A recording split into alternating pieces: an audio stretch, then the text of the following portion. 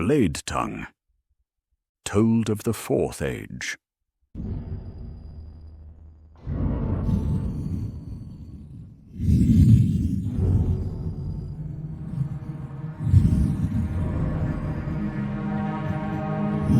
So did they make their way through the middle vaults of the Cone of Fire, Mount Onegren, whose special power was to inspire rage. They were all talking in harsh words about Norgonce's leadership, and hearing this, he said, "Soldiers, if I have erred or been too sharp of tongue, I cannot perceive it now in this heat. Suspend your judgment a little while, till we have passed these molten cataracts. When we stand under cooler skies, I will answer all. Let not trifles grown monstrous divide our ranks. In unity standeth our hope."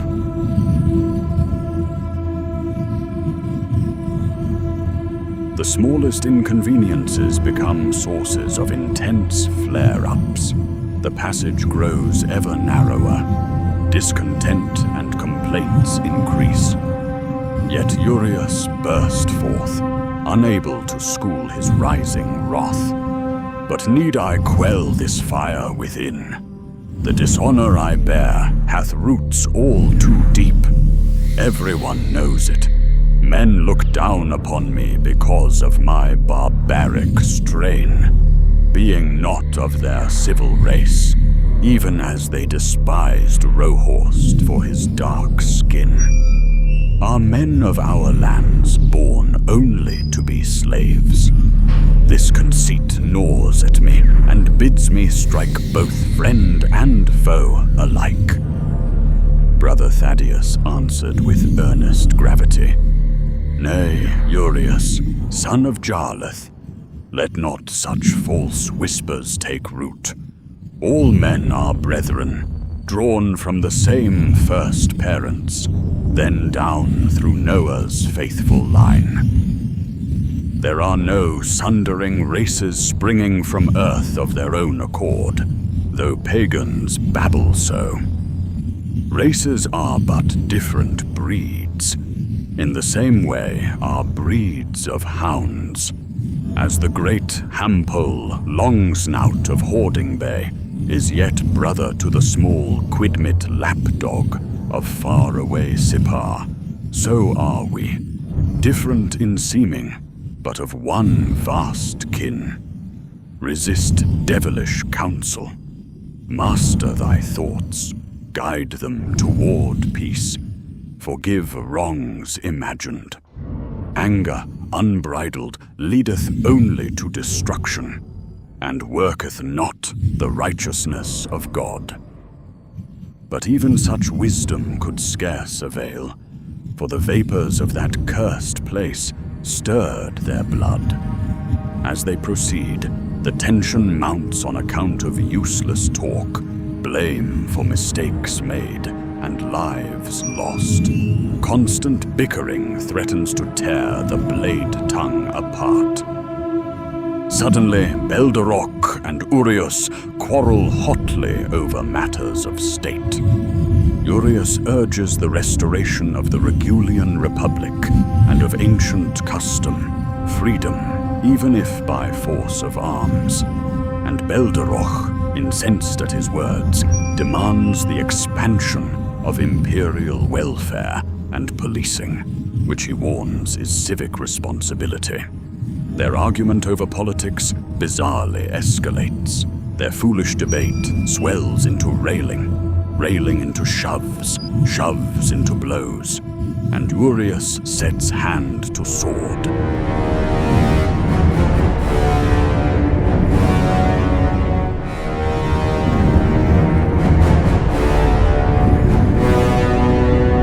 Then Norgonce springs between them. "Hold, brothers! Would you make of this narrow place our common grave? Cease this madness, I pray you."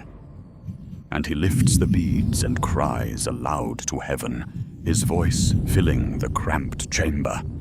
"Lord God, grant us calm of spirit. Quench this wrathful flame, which seeketh to undo us. Unite us and strengthen us for trials yet unended." At once a soft and holy radiance settles upon them, as though a cooling breeze passes through the infernal heat. The turmoil in their breasts abates, their quarrels fall from them like broken chains. Urius bows his head. "Forgive my folly, brothers. I forgot my oath, and let rage master me." "And I also," says Belderoch. "The vapors clouded my mind and turned friend into foe." When at last they reach the end of that accursed narrow, Norgonce speaks. "Now, good men, let us recover our wits. If the Bladetongue cannot hold together for mere differences of opinion, they shall never face the great perils yet before us, which require unity as of one soul. Remember, the Hydra's might lieth not in strength alone, but in stirring passion toward sin and strife. Press on now, chosen soldiers of the Most High, and leave this unholy passage behind." They pressed on and climbed into a new hallway within that dread volcanic cone, habitation of demons and tempters of men's souls. They were wary now of every snare. Behind them, the narrow of seething fury fades into shadow, and before them lay ascent toward sterner trial. Soon the Bladetongue came upon a corridor whose very walls ran with slow-moving mercury, gleaming like water of the moon, reflecting back their minds. It showed to each man a twisted likeness, failings enlarged, triumphs belittled, and beside them ghostly scenes of other men crowned with honors and renown. A bitter chill came down from breaches in the cone, and the chamber grew colder than winter midnight. Strange green moss clothed the stone wherever the mercury did not flow. Then soft and serpent-like there rose whispers, sowing misgiving and self-doubt. Brother Jared, grave of brow, spake first. "This metal mirror shows no truth, but lies that wound the heart. Here is no place to dwell. Let us hasten." Urius answered, troubled inwardly. "Aye, each reflection is a snare to make us covet the lot of others. And why should a man not covet if he is honest? Some folk receive better portion. Look you, monks, your days are peace, your nights are calm. Are we heathen, that angels favor you above us? How is this Christianity?" But Norgonce, wise and swift to perceive temptation, rebuked gently. "Press on, and heed no weirding glamour. A man's worth lieth not in mirrored honor, nor in shadows of ambition. Nay, vanity breeds only grief." Yet as they walked, the whispers grew sharper, and every man beheld his own inward wound. Urius saw comrades of old raised to glory while he was passed over. Belderoch saw himself a meager figure beside warriors bold, thin as smoke, unlauded, unheroic. Urius at length gave voice. "These visions taunt," says Urius, "and fill my heart with spite, discontent for shallow honors won, and glories out of reach. I recall the mighty exploits of my brothers, which the Gohan histories preserve, whose fame the scribes will cherish, while I stand in obscurity dim." Belderoch murmured likewise, "And I, a thief turned alchemist, am shown as dust before their deeds. I could not strengthen one regiment, much less kingdoms. I struggle fiercely to concoct a single potion. Nay, I am fit only to plug some breach in the wall with these bones." Then Norgonce lifted his voice like brass upon stone. "Look not on visions false, but inward to God.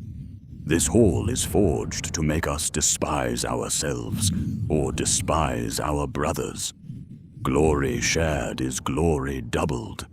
When another shines, give thanks, for you shine with him.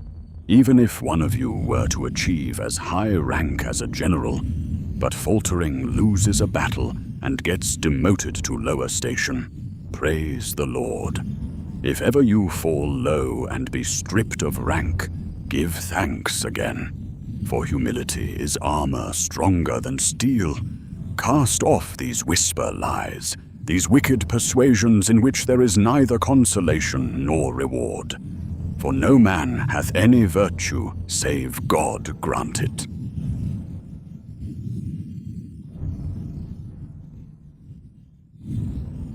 But the enchantment clung like frost. So Norgonce knelt and prayed the beads, whispering earnestly, Christ enthroned, give us sight. Let the radiant lady recall us to thanksgiving. Let your angels scatter illusion and restore brotherhood, that we may stand as one. Then there fell a quiet light, silver pure, veiling the mirrors. The false reflections dimmed like coals in rain. God implants wisdom in the brow of his cleric. Norgonce, inspired, gives instruction. Brothers, hold still now a moment, and in mind, count each blessing which you have received from God these many days, and how great a gift it has been. Measure your life neither in the exaggeration of self-importance, nor in the falsity of unimportance. In so doing, the emptiness of these meditations will become clear. One by one, the Bladetongue drew breath again, their hearts swept clean of comparison. Urius was weary, but with clarity in his eyes said, Forgive my esteeming too highly the deeds of others, brothers, and of my friends. In dwelling on these empty visions, I would have missed the meaning of my life and grace of God. And Belderoch likewise. I too give thanks. My eyes were fixed upon myself alone. The grip of the reflection was strong, looking too much to measure with others. Now the truth, and I stand in thanks for my difference. Now I do see clearer. Norgonce replied, Well said. 'Tis not proven now. The might of the beast is not just allurement of flesh, but fashioning cunning traps of soul and even mind snares. Press on and leave this place where we were made to look askance upon our own brethren.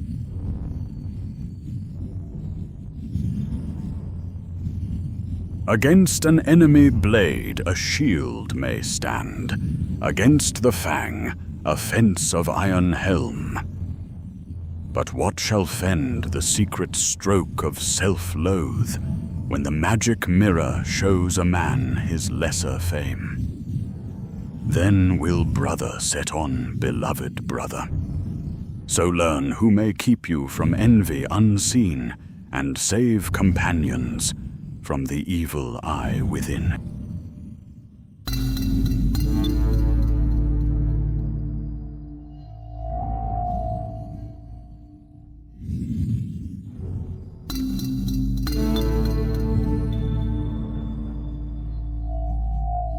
With renewed resolve they departed the Hall of Mercury, where doubt and disdain had warred against their souls. Their minds were tempered as steel, vigilant of inward peril.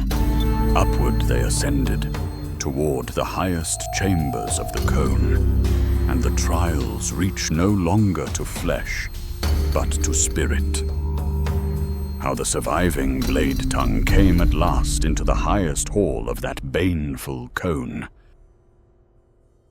Round, vast, and hushed was the utmost chamber and mouth of the cone.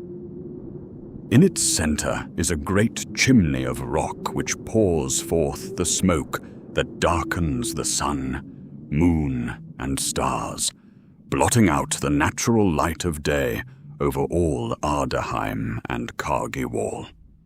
Along the walls were ranged statues of men like the Bladetongue themselves, alit from the opening above.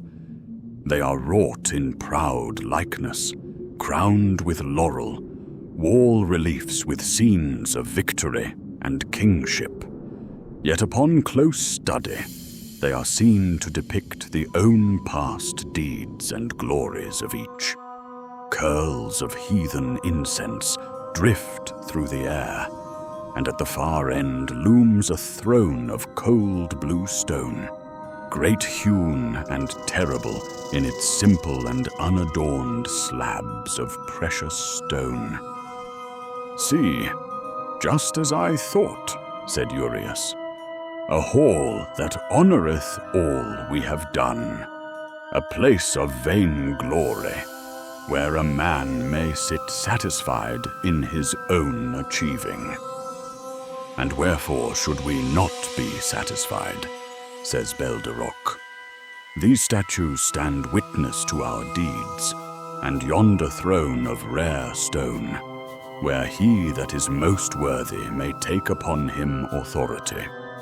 "Beware, my friends," replied Norgonce, "for this also, I deem, is some deadly snare for unsteady souls. These carvings would have us esteem our own worth above our works, and tempt us toward the honors too great, a fair enticement for the spirit. This chamber would have us self-exalted, but in secret would prepare a great downfall. For Thragna knoweth full well the root of our sin, and the whisper of our misgivings." As they approached the throne, an unseen spirit stirred the air. To some came a breath of failure and unworthiness, that they were but insignificant men, soon forgotten. To others rose a swelling of merit, a desire blossoms, to claim the throne and be honored above all others. Belderoch suddenly declares, "This throne, it doth call me. It invites me take my place, as I am a convict and a useless half-breed, no advisor of Norgonce, not even a serious instructor of our band, but a jester rather. Thus the throne of vanity must come to me, Belderoch, thief king of wrecked Cargiwall. This is the way of things, for it is always the worst men who attain to the highest positions of state, and I am no exception to the rule. Do not worry, brothers. In time I shall appoint a low-paid historian to record my half-hearted deeds, how I hampered this expedition." So spake Belderoch in acute fantasy. Brother Thaddeus sought to correct him. "I tell thee plain, though you are clever, Belderoch, do you imagine that your worthiness to govern is greater than mine? Look at me, a monk, shown greater in virtue and perfection than others, for my deeds and life, indeed, chosen for the work of Almighty God. Without me, the monastery itself had fallen to ruin. Thank you, Lord. How different I am from all other men, destined for so important a place. The time has come. I will rightfully assume the throne by worth and grace." Norgonce well corrected them. "Both of you fail in balanced perception of things. None are ready for leadership because each of you at some point gave in to temptation and were stirred to foolish action. Consider it. Who alone has had wisdom enough to not give in? Only Norgonce stood firm. He alone has not faltered. Instead, has he led this band up out of nearly impossible snares, and demonstrated godly worthiness, delivering you from the Hydra's grip. God answereth me, he favoureth me, he hath appointed me chief. It is time we speak plainly. All of you know it to be true. Be not downcast. Each shall have place and honor in the new realm of Cargiwal, where I, Norgonce, shall reign.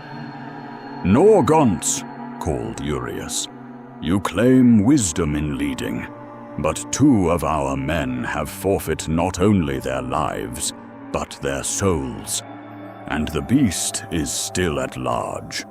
How wilt thou reign, whilst the many-headed monster yet prowls? You will never reign safely as long as she creeps about. Urius, my faithful champion, she shall bow or be broken. God wills it. In fact, you shall I command to the distinction of smiting her down to eat the dust.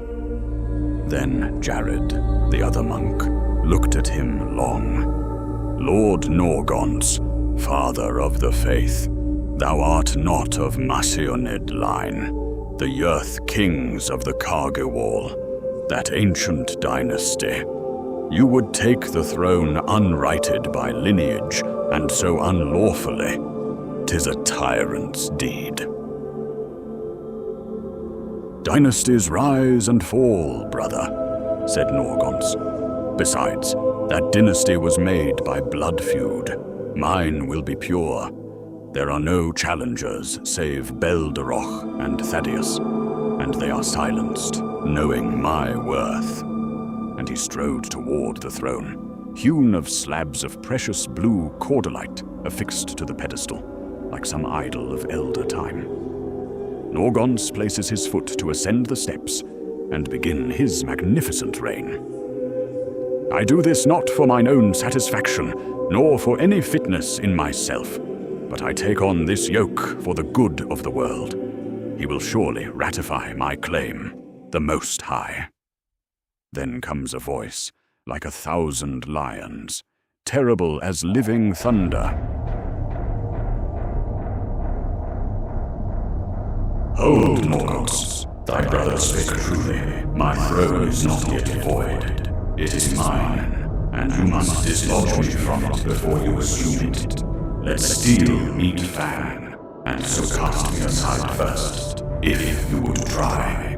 But that is something impossible, for I may neither be dislodged nor destroyed. Thy pride hath blinded thee. Thou hast proposed what you cannot fathom. Come, let us close together in combat, for we have waited too long, and now we will learn your unworthiness. So spake Vorthragna, and whirling round Norgonce, attempts a sudden assault. The great beast does not move to dodge the enraged cleric because of her great size, but her scales are armor indeed. The others, knowing well the terror of her breath, hide behind statues and dared scarce move, able to do little. He smites her full in the belly, and although the mace Mithrohan does damage her armor, the scales like iron tiles, yet it splits and scores them, but the flesh beneath is scarcely bruised. Vorthragna's fanged mouths chomp at Norgonce, snapping and lunging. The battle flashes forth, and Norgonce finds no second stroke. Fearing that he will not prevail, he rushes over to the throne to sit in it, supposing that perhaps by rule from the throne, the grace of conquering will be granted to the rightful monarch at once. Vorthragna, viewing this, laughs with all her many heads, mocking the cleric. A child playing king. Sit, little one, make thy pretend realm. Shame like fire seizes him. He rises slowly, and reaching out, he brandishes the famous basher Mithrohan. He stares fiercely upon the weapon itself, and speaks to it through his clenched teeth. Mithrohan, I call on your power. The mace glows intensely with ethereal luminosity. and as Vorthragna's heads suck in air for her breath weapon to finish them all off, Norgonce hurls the glowing weapon with magnificent force. Yet his rage unbalances him, and his aim is off. The blazing weapon flies past the Hydra heads and impacts squarely upon the near wall opposite, exploding with massive eruption.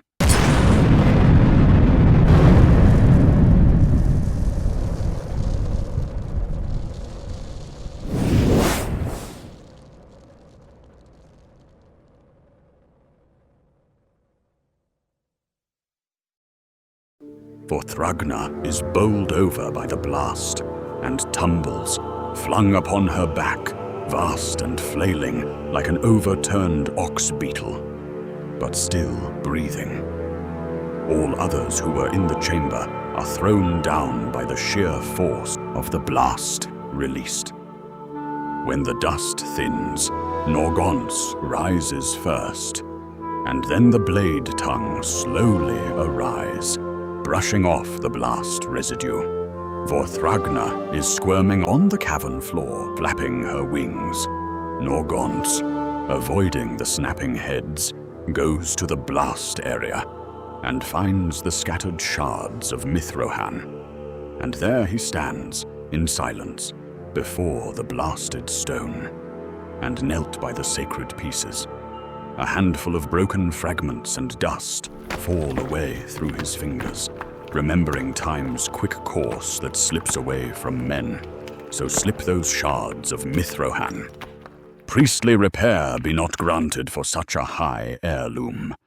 The realms must now end in evil under doom.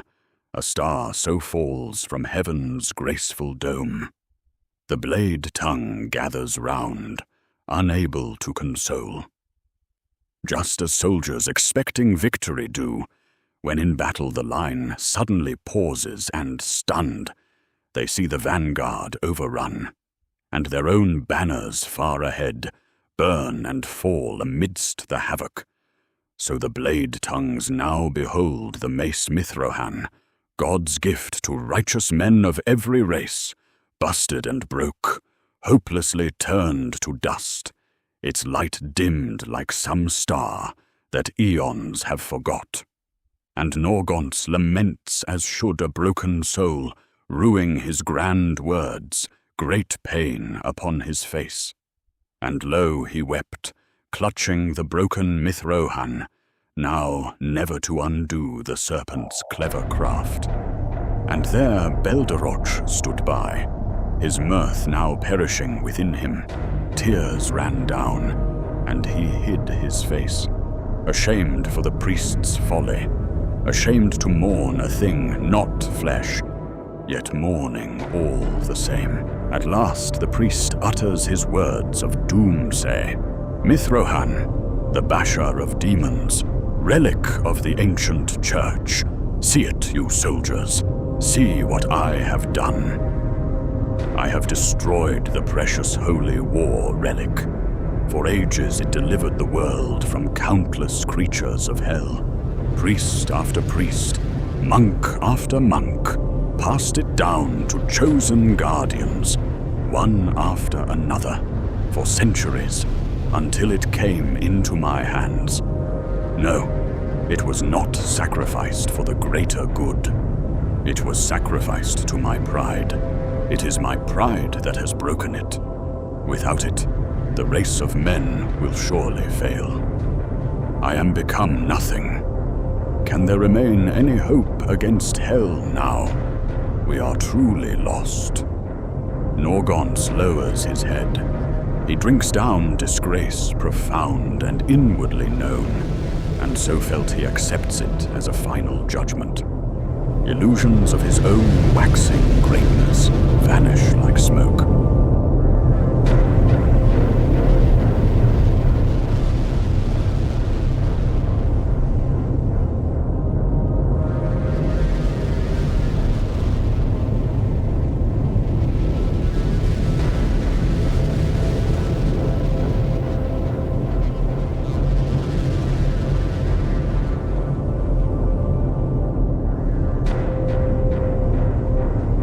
Part 8 of how an angelic entity from the celestial courts interceded on behalf of them.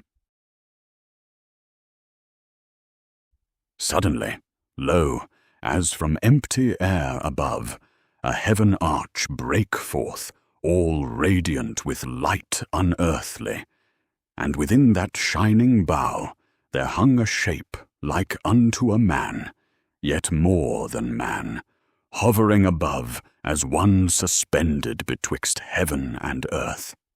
And out from the brightness issued a marvel beyond telling, a lion-visaged being, glorious to behold, with 7 horns of beaten gold gleaming like sunrise.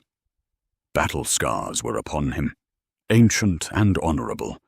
One eye was patched as a knight returned from war, and one leg was shod with a peg of argent wood, as of one who yet fights though maimed. From his shoulders sprang eagle wings of lording breadth, and about his neck lay a fair white collar folded thrice upon itself, priestly and kingly both. Upon his breast shone a great golden sigil amulet, and in his hand he stead a staff of puissance, wrought with runes no mortal tongue might utter. Then knew the company that this was no wight of flesh, but a Nephilim of heaven's high host, Ambrosius Amori, warden of delvers, and guardian of all who hazard the deep in righteous cause. And the being spake, and his voice was as the roaring of lions upon the waste. Give me the shards of Mithrohan, O priest of God. Speak no more despair out of thy mortal mouth. I shall bear them unto the furnace of Mount Argonitial, where fires primordial yet obey the word of heaven.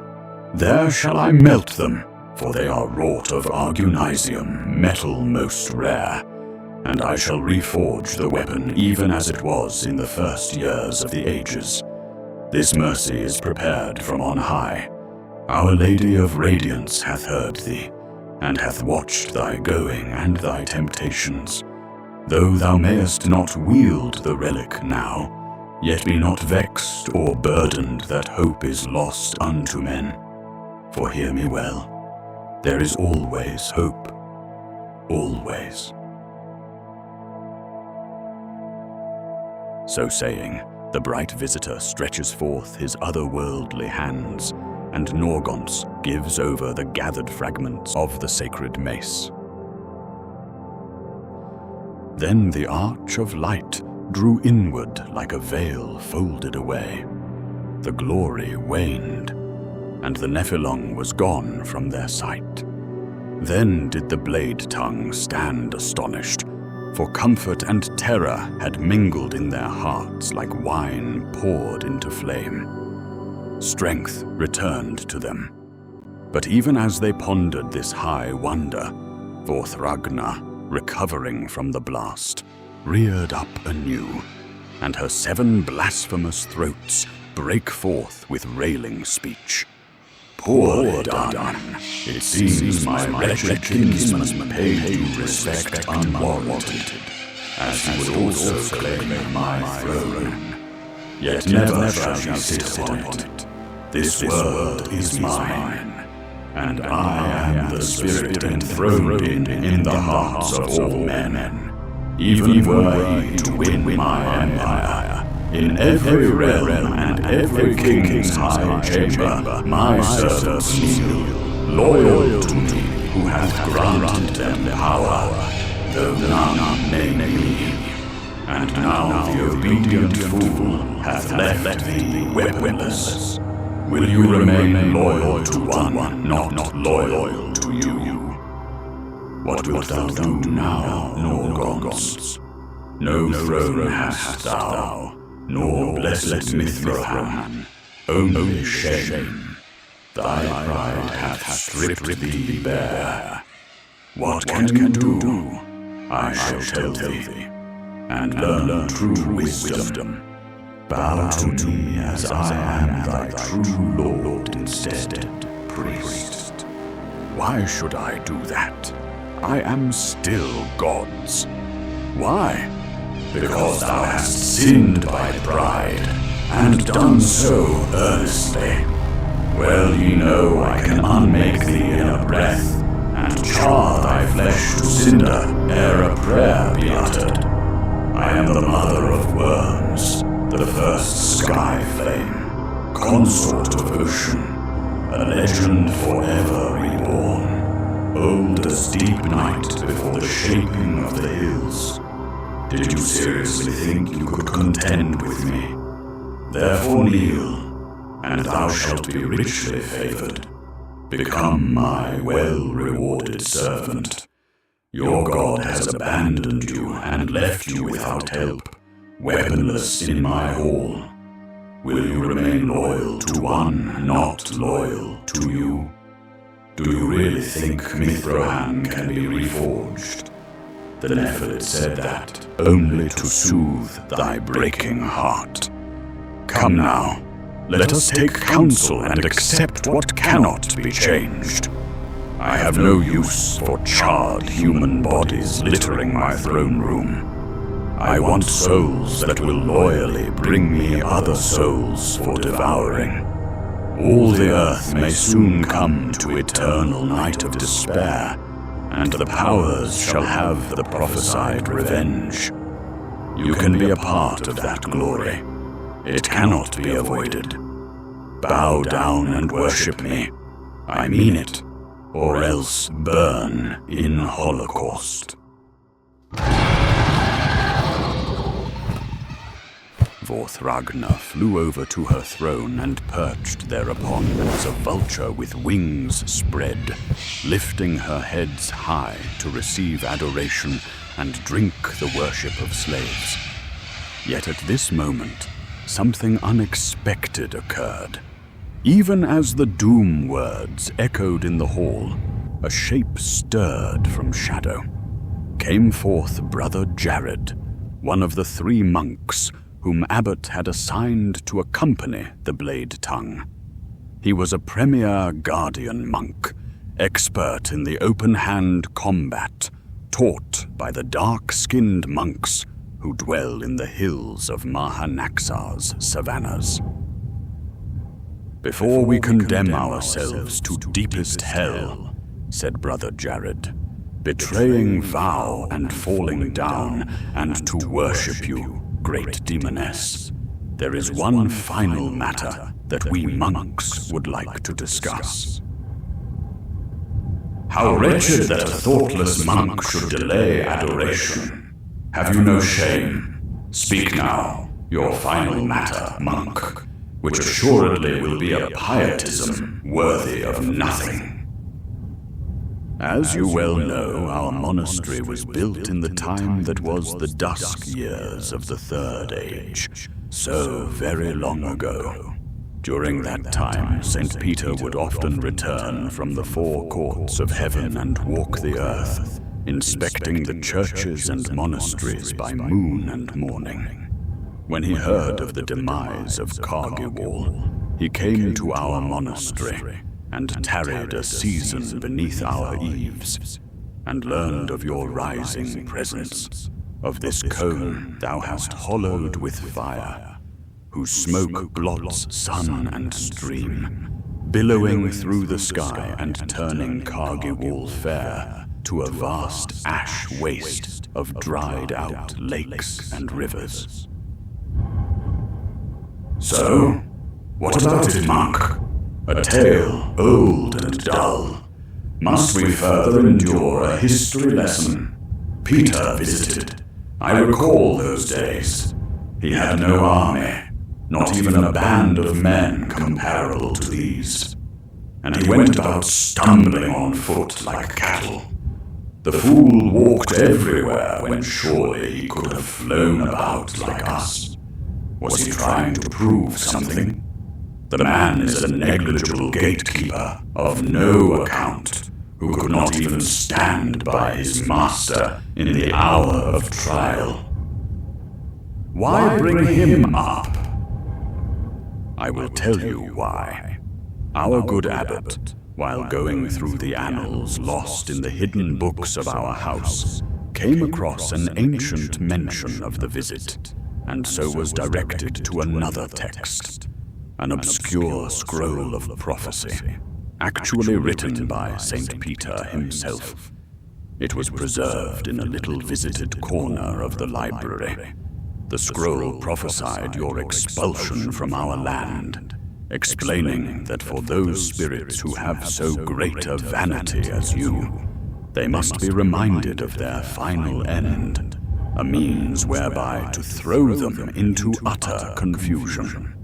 In the same way, one might cast a shallow-minded king into confusion on the day when stonemasons bid him choose the style of his own sepulchre, preparing for him a worthy mausoleum, hence reminding him of death and judgment unavoidable. Your condition is different, yes, but similar in some ways. Thou shalt not die, technically. Thou art beyond mortal dying, but thou shalt be shut in the lake of fire where the damned drink brimstone for wine. There will you wish you could die. Of course, you do not take such prophecy seriously.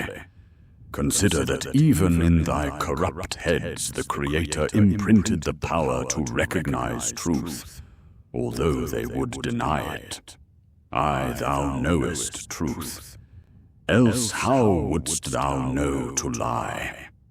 Thou, by means of this interior knowledge, may recognize the symbol of thy own ending. How rich, monk, have we gone from history to philosophy so quickly? Wrap up your inane meanderings and be done with this sermon. You are tiring us all, and your companions are eager to begin worshipping me, so as to earn their reward. Hear a little further your vileness. In preparing for your expulsion, good Saint Peter, foreseeing this hour, left us a relic, a key, not of heaven, but of the endless deep, fashioned when the world was soft, and time but a foal. For he said that at last the time would come that Ardaheim and her beautiful forests would be restored, and the kingdom of Kargiwal again flourish.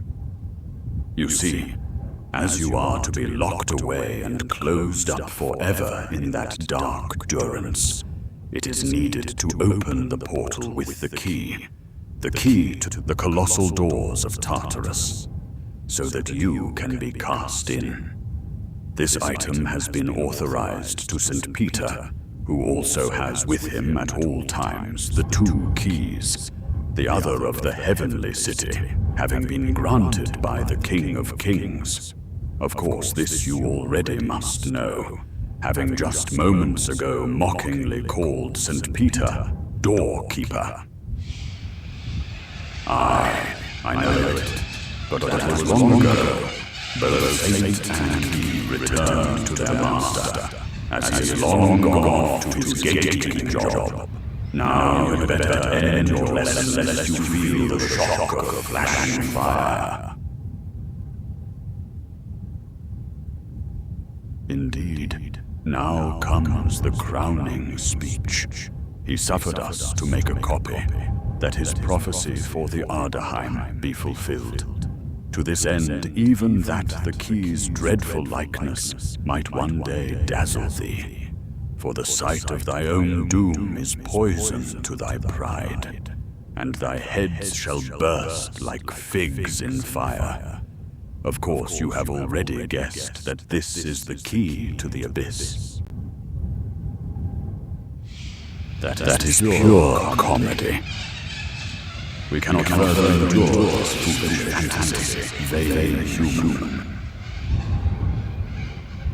The key to the abyss is of course a rather large key, but can be carried on one's person, under a rope-girded monk's habit, as I have done, to be shown to you now, so that your prideful eyes might at last gaze upon it, and see in its design the doom that is prepared you.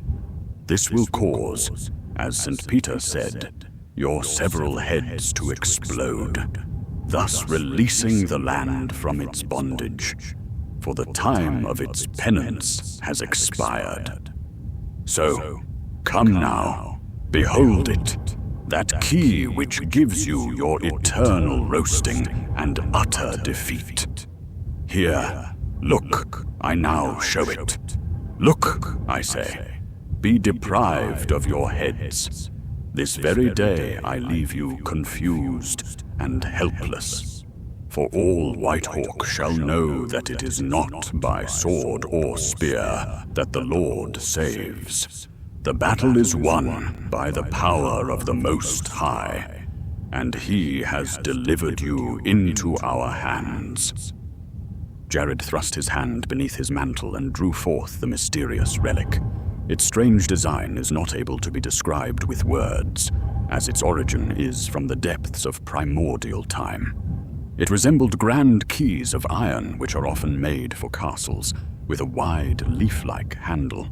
But the decorative span showed not the gladsome vine tendrils or flowers, but thorns of fearsome look, and shapes terrible in aspect, not horrific or ugly, as in the patterns of sin, but instilling thought of divine justice. This he held up for Vorthragna to behold, which indeed she could not help but behold. The iron key glinted slightly in the faint light of that place, and in the glint of the key, Vorthragna's many eyes beheld the truth of her crimes and the divine sentence that must be imposed upon her.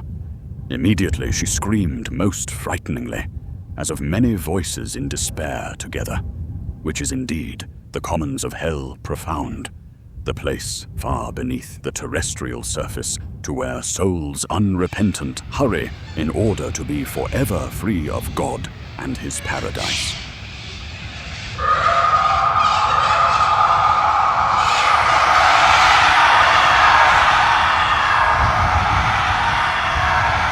And where is found that lake of fire, sulphurous, which scripture mentions that has been prepared for the devil and all his cohorts.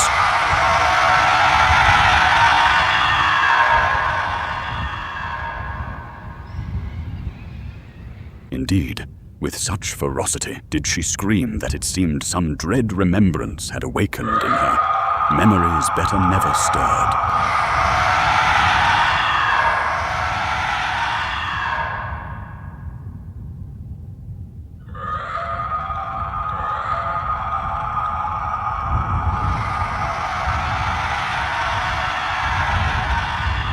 One by one, her heads burst asunder, each exploding in turn, casting forth her black ichor, even as a fresh spring bursts upward when long-buried stones are rolled away. Upward they flew, all those heads. Save only one, the pinkish head lowest, which yet clung to her waist, and by this lone remnant the beast still stumbled and reeled. Astounded, the Bladetongue all took several steps backward, taking cover lest the monster's whole frame should erupt. Yet the armored torso of the Hydra remained alive, the long necks swaying back and forth, and the final head, dazed, glanced about confusedly. The lowest head yet perdures, said Urius, the same that ever licked its lips and takes credit for arranging the devouring of our brother Kajet, who in carnal weakness embraced that demon nymph of the deep, captured by her elegant eyes, and so was drawn unto a watery grave, lost to us far too early than is right. Nay, indeed, shall he be avenged. Norgonce, the grey-haired cleric, answered, Then do you the honors of finishing the job, Urius. With that rude but steadfast blade, strike off her final boast. So commanded he, and so was it obeyed. At once, Urius the great champion strode forth unafraid, and the terrible eye within the head noted his advance, but confused could not answer.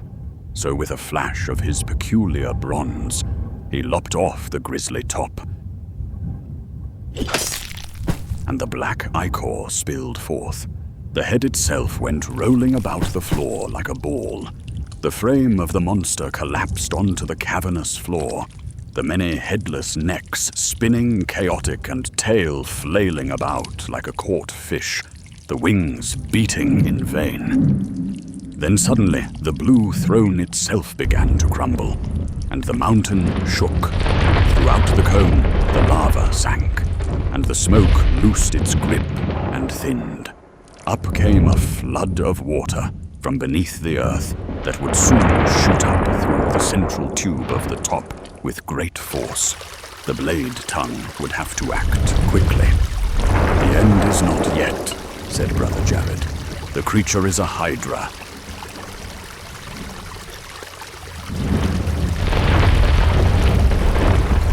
And as the bestiaries say, the heads having been lopped off, they will certainly again grow back. "Then we shall demolish her torso and rend her widely," said Urius, "limb from limb." "That shall avail little," Jared replied, "for she is not mere fleshly beast, but a fallen spirit of the elder time. Even though ye scatter her parts to the four winds, she shall reassemble them anew by devilish art. Her body must be bound fast, and the spinning necks tied down with the chain of Elamlank. Then must she be borne from this place, and taken by ship unto Mount Abaddon beyond the inner Firth Sea. There shall we open the abyss with the key, and cast her in." "We have no ship, nor are we anywhere near the coast," said Norgonce. "True," answered Jared. "Yet our monks of Ironport have long labored in expectation of this day. They have constructed an apocalyptic ark, fit to export her. 270 feet the ship measures, and to transport her to shore. Also they built a wagon. Even now the craftsmen of Ardaheim set wheels beneath the Great Wagon cage for her overland journey. This enterprise has been appointed by prophecy. We knew that God who sees all would be sending champions. Come then, be of good heart, for heaven hath arranged the way. Let us bind her with the consecrated chain." "Bring it forth, Belderoch," said Norgonce. "But before we set hand to this last work, hear my confession. My covetous reach for the throne of Cargiwal was shameful, unworthy of a priest of God. That I thought myself chosen to reign. This arrogance will haunt me all my days. I ask your forgiveness, and afterward I shall lay down my office." "Of course we forgive thee, good captain," said Urius.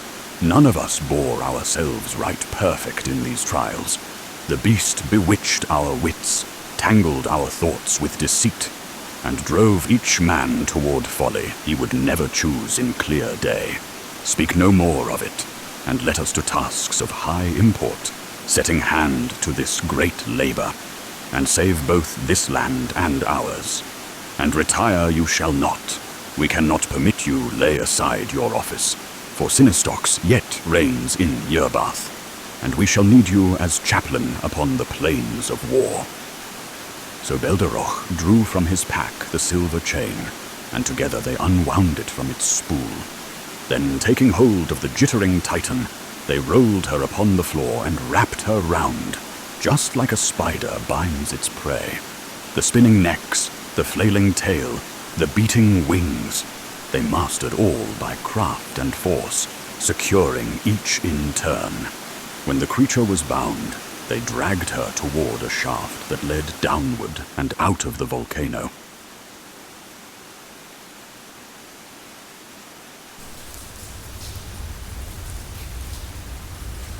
Now filling with the waters of the deep springs, yet the way was perilous, and they wandered lost amid the vast catacomb of lava tubes, thrice returning to the same chamber. It seemed that they would not escape, and things would go awry. Norgonce made all stop the effort and pause. Then Norgonce bade them halt. "Let our thanks to the Lord God not be delayed further. Now is the hour. Kneel and pray the beads to our radiant lady, that she might help us undo this knot we are in." So kneeling, they gave thanks for their deliverance and for the subduing of the beast, and besought the intercession of the lady. And behold, a mysterious cross appeared afar, glowing.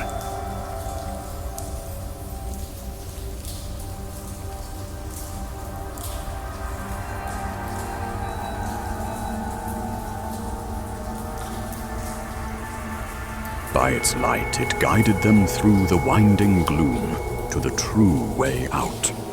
As they labored through that dread maze, each man pondered inwardly the things he had seen. They spoke little, for each bore more than he had brought.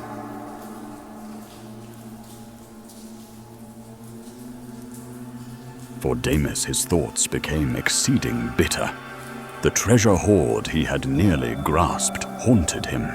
A private melancholy kept him silent and privately sulking.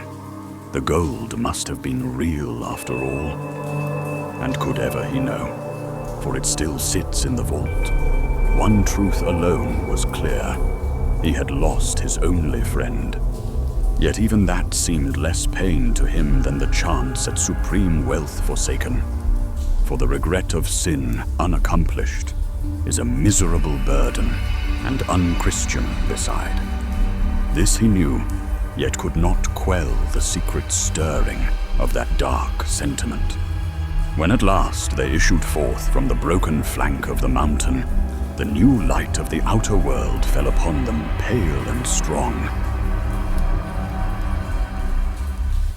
And the Grand Duchess, who had waited long in prayer and watching, having encamped nearby, came forward with her women and guards. In amazement, the Grand Duchess looked on. The Bladetongue and the monks heaved the bound torso of Vorthragna upon the wagon so huge, a marvel of craft, ribbed with iron and cinctured round with many chains. A team of powerful horses strained in the traces. It was now to begin the long journey toward the coast, while overhead the heavens, once choked with smoke of the Hydra's dominion, cleared little by little, showing shy patches of blue. She beheld first the Great Wagon, and then the thing bound upon it, and for a space she could not speak. At length she said softly, "So this is the shadow that darkened all the lands." Norgonce knelt before her, his head bowed, his hands still blackened with ash and blood. "Lady," he said, "we bring you no triumph, only a burden. The evil is taken, yet not undone. Much was lost, and much was shown to us that we did not wish to see." The Duchess laid her hand upon his shoulder. "Rise," she said. "You have gone where rulers may not go, and returned bearing what none could bear alone. That is enough for this hour." Then she looked upon the company and named the fallen, and when she came to Kajet's name, she made the sign of the cross. She looked upon them all a while, and then upon the bound ruin of the beast, and last upon the road that ran out into the blasted land. Then she spoke. "By your blades is this land of my kin delivered from false ease, and from the feasting that devours the will. By your steadfast loyalty were my people born through terror and confusion, when deceit had clothed itself as justice. You knew that I must stand apart, praying and watching, and so was I made an instrument only to unveil the false feast. But it was you who endured all the snares, and did not cease. Therefore I ask not for escort, nor for shelter, but for bond. If it be permitted, I would take the vow of the Bladetongue, not to command among you, nor to stand in your councils, but to be held answerable to the same honor, and to keep faith with you in war and in want, so long as breath abides in me. There was a stillness, as when men wait the rise of a standard. Norgonce regarded her, long and gravely. "This vow is not given lightly," he said. "You are indeed worthy to do so, my lady. But are you resolved? It binds the soul more tightly than steel, and gives no leave to rest while wrong yet reigns. If you take it whole." "I know it," she answered, "and will take it so." Then Norgonce took forth the token that had been recovered from the depths, the war scarf of Phaethar, frayed and darkened with old blood, the weave yet strong, the device of his house half consumed by fire. "This was Phaethar's, one who did not break faith," said Norgonce. "He made himself a sacrifice for all. If you bear it, you bear the same calling as well as the bond. It was fetched out of the deep river Sigor Wash, ever flowing, which breaches the roots of Xenop's tower. And it were thy servant Rohorst who found and fetched it, who also in the cone of fire faithfully strove on behalf of the kingdom, but did fall at the onslaught of the beast, and now is so badly maimed that he will never be the same." To this the Duchess replied, "I tell you, if I am restored, he will wear the medallion of Ultheran chivalry." She knelt and bowed her head. He set the scarf upon her shoulders, crossing it once at the breast, and spoke. "Then rise, Duchess of Cargiwal, sworn of the Bladetongue, not to dwell among us, but as ruler, to stand apart and yet not apart, to labor where we cannot, and to keep the land alive, while we bind what must be bound." Urius struck his fist once upon his breast. "So be it," he said. "Let each keep his path, and neither fail." She rose, and for a moment seemed as one who might speak further, but did not. Instead, she turned at once. "My road lies east," she said. "The loyal lords yet live in hiding, and banners do not raise themselves. I will gather what remains, and when the hour comes, you shall not find the field empty." Norgonce inclined his head. "Go then, we will finish the work." She took up her arms, and without ceremony mounted and rode, taking only those few who yet bore her sign. No horn was blown, nor was farewell made long. And when she was gone, the Bladetongue stood the closer for it. The foul hot winds abated, and the air grew cooler, yet the land remained a desolation, full of lurking harms. Then Norgonce lifted his voice. "The sky clears, brothers. The very firmament breathes relief, for no longer be it shrouded beneath the cone's fumes. Yet walk we in peril still. In these wild parts there lurk lawless ones keeping watch for travelers. They gather in companies to fall upon the righteous, and steal what they may. "Look to the eastern horizon, brothers," said Urius. "The murk withdraws, yet by the road lay the ruins of elder days, where also cannibals roam unfought. And look closely here. See in the wagon. The Hydra's heads begin already to stir and quicken in their regeneration. We must hasten to the sea before her whispers return." So then all the men assembled about the wagon, monk warriors and Bladetongue together, each taking his appointed place to guard it. The vast body of the captive lay bound fast upon the timbers, and though the chains were drawn tight, yet the long necks stirred and writhed at whiles, as serpents troubled in sleep, so that the iron links rang softly one against another. Damis took his place at the reins, and with a sharp crack of the whip he urged the horses on. The great wheels groaned, the burden lurched, and the wagon moved at last, the chains clattering as the mass shifted. Overhead, the sky yet muttered with distant thunder, and the road bent eastward, turning away from the desolate marches of Mount Onegren and toward lands no less perilous, though of another sort.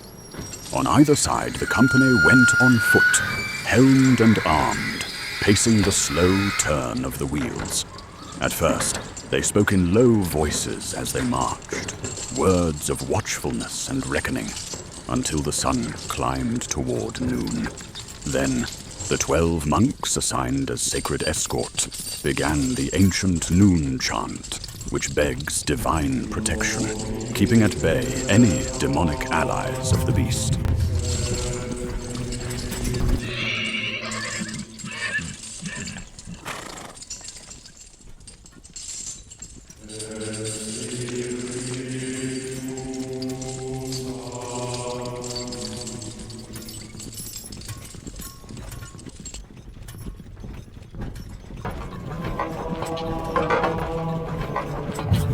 They were done, the wagon entering a broken and hilly country, strewn with the ruins of elder days. The order was given that none should speak at all, for in those parts man-eating savages were known to haunt the fallen stones, and sound carried far among the gullies. The way grew hard. The hearth horses strained upon the traces, their great shoulders heaving as the road climbed. At steeper pitches, the men set their hands to the wagon's frame, pushing with all their strength, boots slipping on loose shale, breath coming harsh and short. Thus, with labor and discipline, they drew the burden onward, each step won by toil.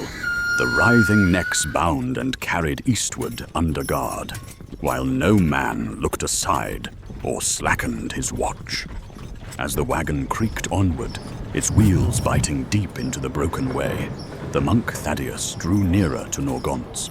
He cast his eyes upon the hills ahead, where the pines thickened and the ground fell away toward hidden waters. "This land," he said low, "hath a likeness I would I had never learned. Seeing it thus stirred in me the memory of an old travail, one I had thought long buried. In my youth I fought in the infantry," said the monk softly. "And how great was the labor of battle endured in the Urdic War, when the ogres lent their brute strength to the dark horde. I was there that day our brigade ran afoul of the Heath ogres by the little stream, the one that winds through the thick pine of Mabaloth. 12 they were, great lumbering brutes, encamped beside a gurgling water that ran through a steep and broken gorge.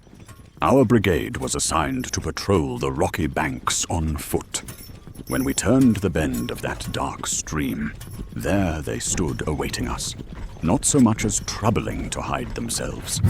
Our bowmen filled their hides with whistling shafts, yet it was as though the arrows were but pinpricks. They came on still, wading through the black water toward us. First, they burst through our ranks of lance and javelin, bending metal shields as though they were wicker. Men were tossed like dolls into the stream, where fallen branches lay, and were there speared through lung and breast like fish upon a trident. When our 7 horsemen in heavy harness charged, the brutes simply seized the horses bodily and broke their necks. Then the riders cried out terribly as the ogres tore their arms from the sockets. The sound of those screams in death agony I shall not soon forget. At last, the captain caused the ox horn to be blown, and we fled. Yet they followed us. Necessity drove us to hide in a marshy ford among dead wood and black mire, and even there they sought us out. I lay beneath moss-covered logs, sunk in the muck by the running water. They passed over me, lumbering so near I felt the earth shake, but they found 3 others. Later, the stench of burning man-flesh drifted to us upon the smoke of their campfires. Scarce half our number came back to the fort by sundown, and that in small and scattered bands. The army was forced at last to send in the great elephants bearing shock ballistae, the only engines strong enough to slay such creatures with a single stroke. When the last of them fled, we entered their forsaken camp and gathered what remained of our companions, half gnawed and broken. 1 man yet lived, though he had no legs. Of the torments he suffered, I will not speak.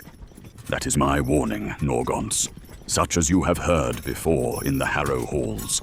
Soldiers yet speak of that day with dread. As they pressed on through Hill's narrow way, Norgonce warned the men cease all talk, for the groaning axles might be mistaken for wind in the gullies, but voices would surely alert enemies. They came to a defile so straight that the wagon must be coaxed through. The supply cart in front halted. A man was crouched beside a fallen horse. Ragged, sorrowful, he bore no look of outlawry. He leaned over the still form, weeping softly. The great hearth horse blocked the path entirely. Urius stepped down from the wagon, while the Bladetongue and the monks behind muttered at yet another delay when time was dear. "Pious traveller," Urius called softly, "what mischance hath overtaken thee, that thou blockest the road with so doleful a lament?" The man looked up, tears upon his face. "Ironburst lay dead, my only friend in this forsaken waste. He wandered astray, and in this place perished. I, being but a hermit of many years, have not the strength to dig even a shallow pit to honor the steed. So here I abide, keeping the carrion birds at bay." Damis, assisting at the reins of the massive wagon, stood up. He heard the reason and was convicted inwardly, but he stifled the sentiment, still sore for having lost his own friend, and called loudly, "Move aside that vagabond, Urius." Norgonce whispered loud enough for them all, "Remember my order of voiceless travel, Damis. Such loud calls will be heard by the enemy who is perilous indeed. Do not put us at risk for the sake of speed." But Damis spoke again. "If thou canst not shift the beast entire, then carve it asunder with thy broadsword and drag it piece by piece. We lose precious daylight." Urius frowned. "We cannot do such a thing. It would be cruel indeed. The horse was his only friend and his best one, I wager. Will you require such a hard act be done in the sight of a grieving old man?" "It is but an animal," Damis retorted. "Tell him so. Whole kingdoms hang in the balance. Pray, Urius, get to it right away, or all will be lost. The Hydra's abominable heads knit even now, and soon we'll be able to speak and whisper enchantment. Get that dead beast off the road, else all is undone." Norgonce, who had been in the rear of the line, hears the controversy and comes forward. He looks up at Damis, his eyes puzzled. "Damis, thou art Bladetongue now. We who are so vowed do not act with rashness. You are no mercenary anymore. We look to the higher way, our code of honor. Do not complain about the delay. If the vile heads grow back, so be it. We shall enjoy new battles. Yet, to thus treat an old man, even but a mere peasant, and butcher his own beloved animal before his eyes, even a wild man would not, and I'll not allow it. Come all the foul monsters of hell upon us."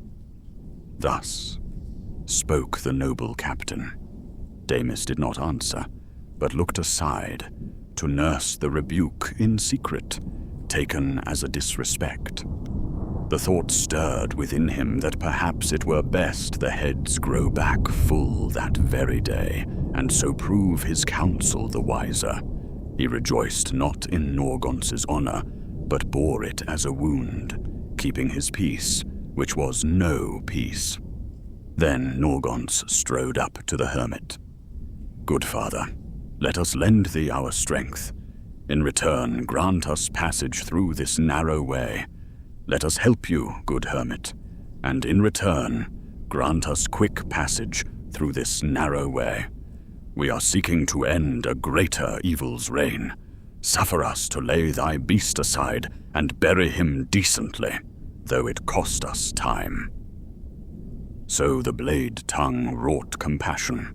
Urius and 5 guardian monks with sturdy arms lifted the heavy horse and moved it with care. Meanwhile, Belderoch consulted his alchemical notes, seeking some earthwise tincture. He compounded a small admixture and sowed the bitter salts into the ground. Instead of many hours spent digging a hollow wherein to lay the horse, this subtle recipe would loosen the stubborn clay. From his satchel he summoned forth nitre, vitriol, and a measure of quicklime, salts well known to the philosophers of earth, gotten when they sojourned at the monastery from the sealed apotheker in the cellar, where simples and stern medicaments were laid by for times of extremity. When these were scattered upon the damp soil, the hidden fire within them awoke, and the ground began to crack and crumble, as if gnawed by unseen worms. In a short while, the hardened crust softened and fell away beneath their spades. This hermit, touched by their kindness, revealed himself to be a blessed man of the wilds, a hermit of the Amoric church. Much moved, he spoke softly. "Ye have shown me mercy in my bitter hour. In return I grant such aid as lieth in my power. Know ye, cannibals and blood-mad savages haunt these parts. Aye, and cruel ogres, the Husrot, hunters of armed companies. I shall summon the wolves of this land to guard your passage." "Is such thing possible?" asked Norgonce. "These dire wolves and wargs have been our foes, and would not willingly walk beside men who have slain their kin." "You know them not as do I," answered the hermit.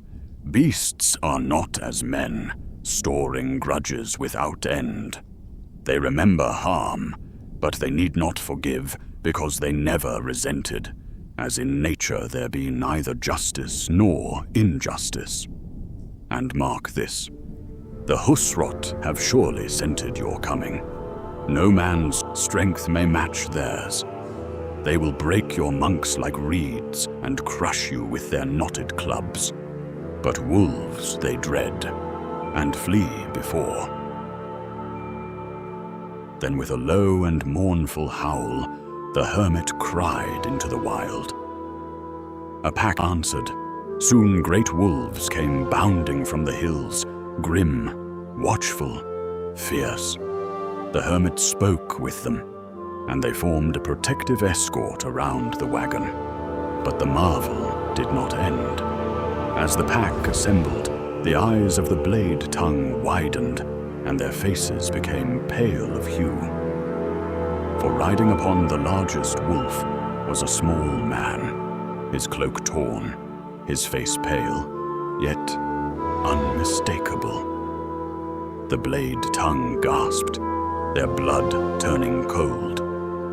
It was Perry Lothran. He was returned by some miracle, his form intact, clothed in animal hide, but bearing the marks of his harrowing ordeal.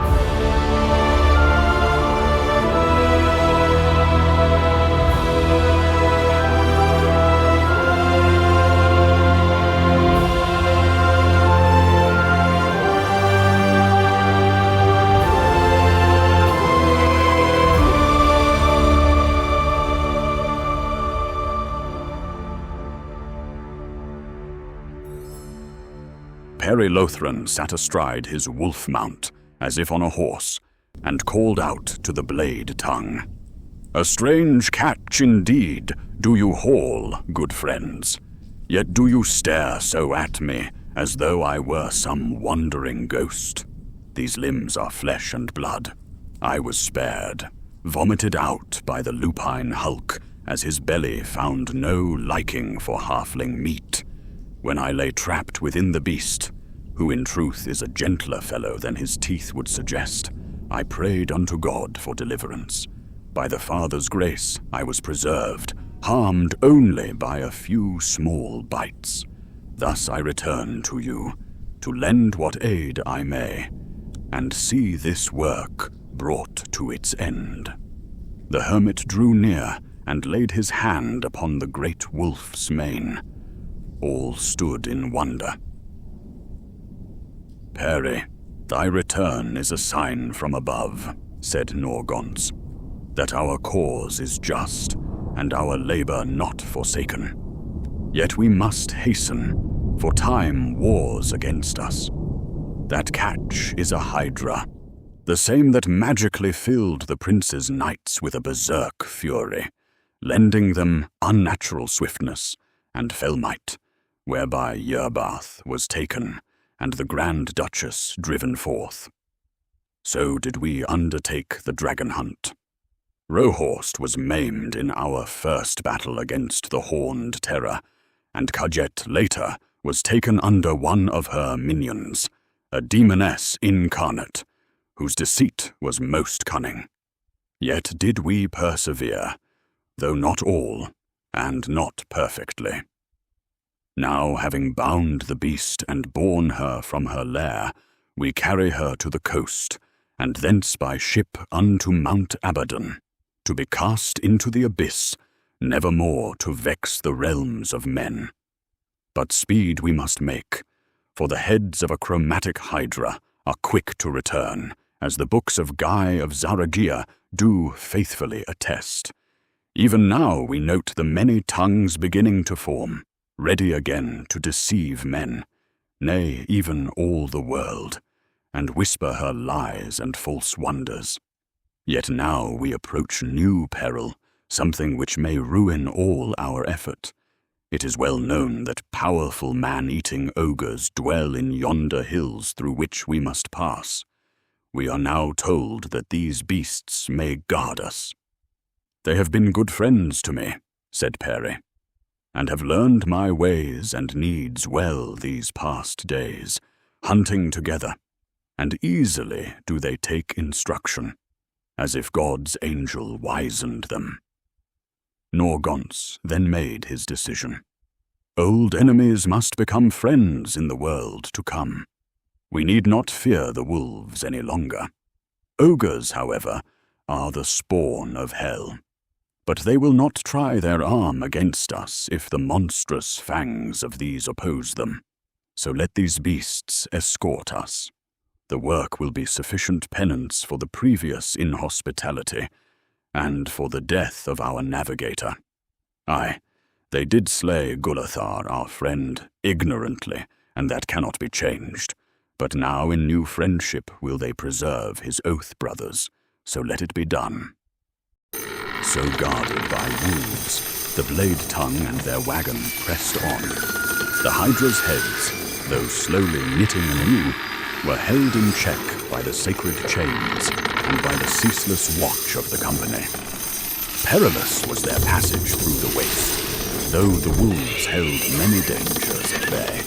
Ogres, bandits, and man-eating savages, scenting no easy prey, kept to their lairs and broken places, fearing the grim escort. The Hermit went before them, guiding their way, and suffered no wrong turn. "We owe thee thanks, wise father," said Norgonce, "for thy counsel and thy Hermit's guardianship in this forsaken land.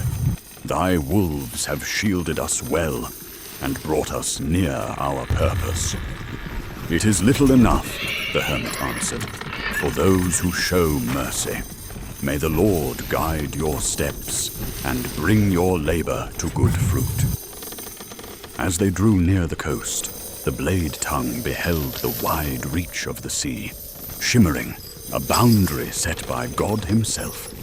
Perry bade his wolf pack farewell, but 3 of them did not withdraw, as they had become loyal to Perry. They followed all the way to the docks, hiding themselves beneath the wagon, and when at last they came within sight of Ironport, they beheld the town walls, and the monks chanted a final chant of thanksgiving for the successful journey.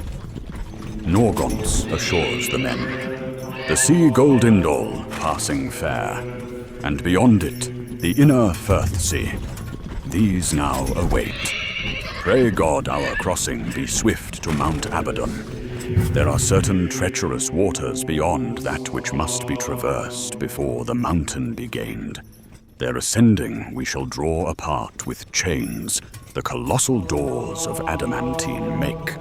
Into the abyss shall we dump this beast, headlong plummeting through the unlit void, to break upon some remote cliff unseen of men. There abiding long shall she lie, unable to trouble souls, until Christ come on the last day, and her judgment be spoken, and in the lake of fire she end, an ultimate recompense. Make ready, brothers. The labor nears its close.